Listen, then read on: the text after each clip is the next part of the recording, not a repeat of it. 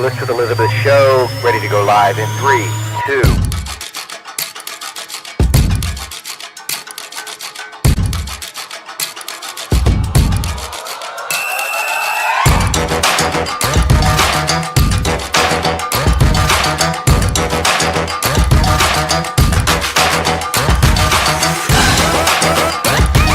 When you think selling and buying a home, When I think real estate, I think List with Elizabeth. Elizabeth Klein. And here is the host of the List with Elizabeth show, Elizabeth Klein.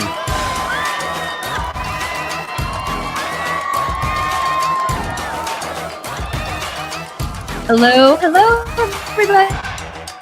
everybody. Welcome to the List with Elizabeth show. I am Elizabeth Ann Klein, your host. I work in the Northern Virginia area, helping buyers buy and sellers sell residential property. I'm very excited for our show today. We get a lot of questions about the lawsuit that happened last year in August. And so I'd like to do a show today just to address all of the sellers out there and explain what has changed with this lawsuit in regards to the listing paperwork. So that's what we're going to be talking about today. Seller beware, navigating the new NAR lawsuit, changes in your listing paperwork. And again, this relates to the NAR settlement, the Sitzer-Burnett case, as it was called, and it was a $418 million settlement. Historic settlements. Our industry has never seen anything like it before. So I'm going to actually just slow down, take the time to explain to all the sellers out there what this actually did in terms of adjusting what you're going to see when you go to sell your home on your listing paperwork. Again, I work in the Northern Virginia area, so we are going to be referencing documents from NVAR, which is our local governing board, the Northern Virginia Association of Realtors. If you are watching this show outside of the Northern Virginia area, your documents may look a little bit different. So if you are tuning in from outside of the area and you need to talk to someone in your area and get some sound advice, please give us a call. We have a national agent referral network where I can go ahead and connect you with 2 or 3 top agents, professionals in your area that are going to steer you in the right direction. So feel free to give us a call, 703-829-LIST, and let's get on today with our show. Okay, so I want to start and show you all what the listing paperwork looks like. So if we can pull up paragraph 6 of the new listing agreement, we're going to look at this together. So if you're going to sell your home in Northern Virginia, this is the paragraph that talks about compensation that you as the seller will be paying to your listing agent. And you can see the very first sentence in bold, in all caps. We're going to read it together. Listing broker compensation and buyer's broker compensation are fully negotiable and are not fixed, controlled, recommended, or suggested by law or any multiple listing service or association of realtors. Essentially, that is about 80% of what the $418 million lawsuit paid for. So let's just take a look at the details of how that actually rolls out on paper. So when you're looking at paragraph 6, again, as a seller in Northern Virginia, you're going to see these couple entry points. And this is where you are agreeing with your listing agent with what compensation you are going to pay them to list, market, sell your home, take you from ratification to close, and any post-closing duties. So line A, this is going to be filled in accordingly, and it is only the amount that you are going to be agreeing to compensate your listing agent. Paragraph B is in the case that buyers would like to purchase your home and they have no representation whatsoever, so they don't have an agent. Your listing agent may fill something in here for compensation to be paid to your agent, the listing agent, because in this case, when there is no representation in the case of the buyers, the listing agent does end up managing both sides of the transaction.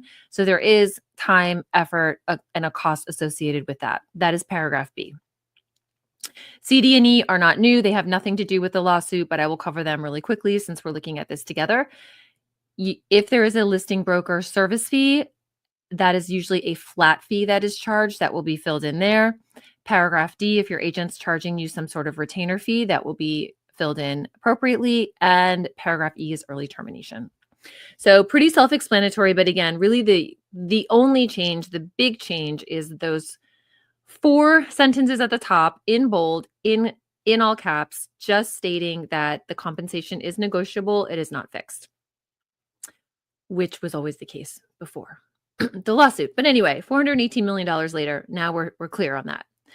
Okay, so once you get through paragraph 6 with your listing agent, the following paragraph, paragraph 7, is another new addition to the listing agreement. So let's pull that up. Thank you very much. Okay, so paragraph 7, again, it's just sort of reiterating that, as you can see in paragraph A, underlined and in bold, the seller has no obligation to pay the buyer's broker compensation.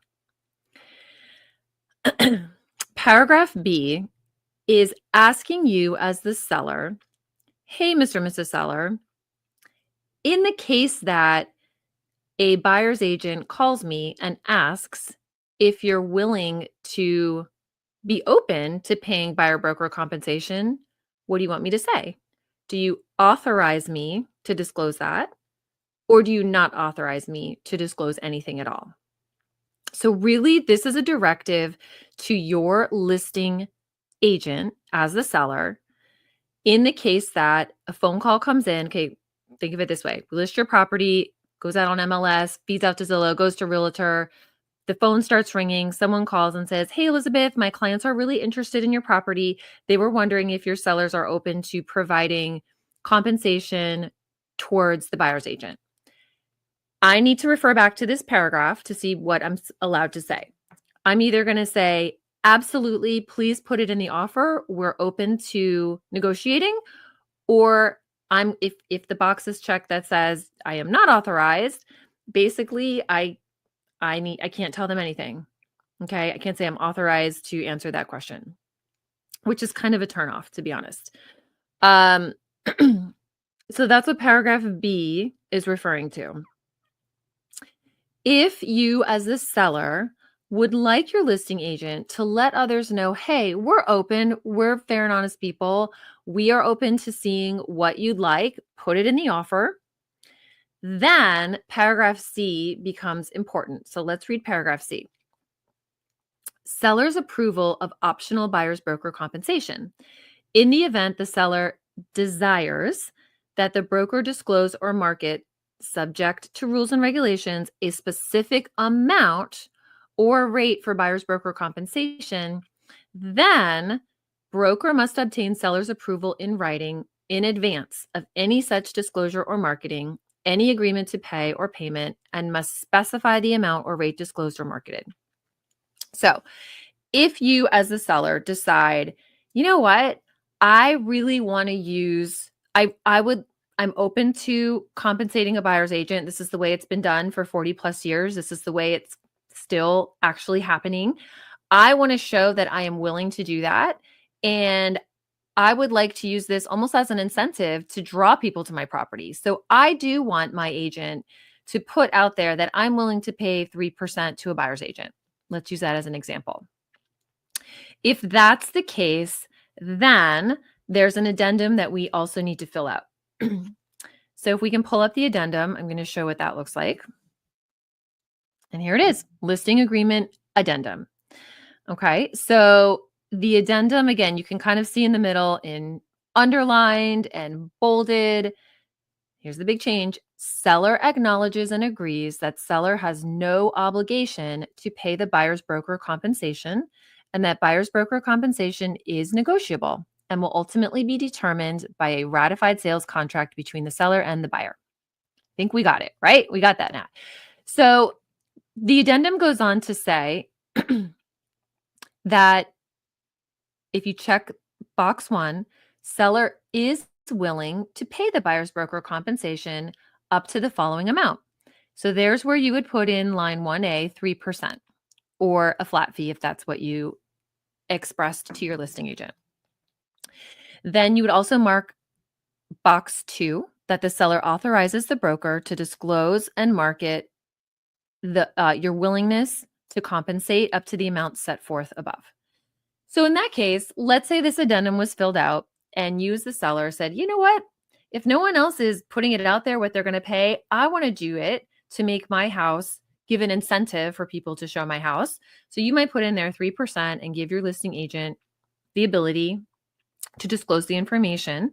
So if a buyer's agent calls and says, hey, Elizabeth, my clients are really interested in your property. Are your sellers open to subsidizing commission on the buyer side? Not only can I say yes, I can say they're willing to go up to 3% if this is filled out accordingly. So it just depends how you want to instruct your listing agent to perform. Everything is going to be in writing. So you're going to see, again, in paragraph 6 and 7 on the listing agreement, what you're agreeing to. And then if you do want to do a disclosure with a specific amount, you would use the listing agreement addendum. So that is essentially the big change. So now you may be wondering, okay, well, if the buyers are going to ask me as the seller to compensate some of their commission that's due to their agent, where do I see that? How do we negotiate that? That is actually now seen on the contract, on the residential sales contract. So when you get an offer on your house, you can see here's the first page of the residential sales contract, again, that we use in Virginia. So you can see down on paragraph 2E, seller payment towards buyer broker's compensation. It's going to be filled in right there.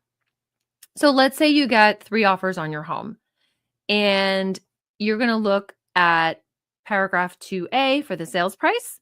And then you're going to come down and look at paragraph 2D and 2E to see what amounts are being subtracted from the sales price and figure out your net. It's really that simple.